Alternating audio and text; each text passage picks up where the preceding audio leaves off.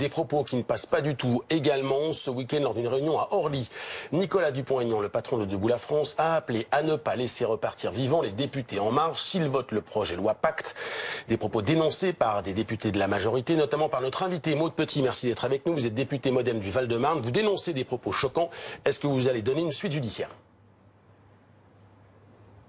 Alors, effectivement, je suis allée ce matin porter plainte au commissariat de Chenevière contre les propos de monsieur Nicolas Dupont-Aignan.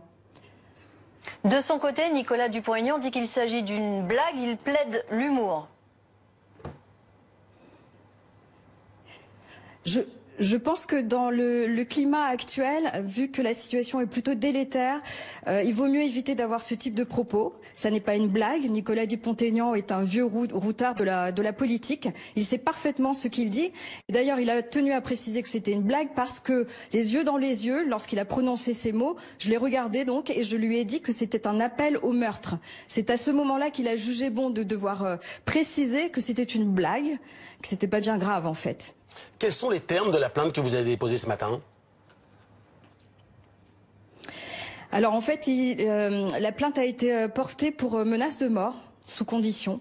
C'est une plainte qui peut engendrer une peine d'emprisonnement de 5 ans, une amende de 75 000 € et la perte des droits civils et civiques. Pour vous, ces propos sont d'autant plus graves qu'on est dans un moment où la société française doit faire face à de multiples violences ? Exactement, il ne faut pas oublier que depuis quelques mois, les députés de la majorité essentiellement, mais pas que ceux-là, sont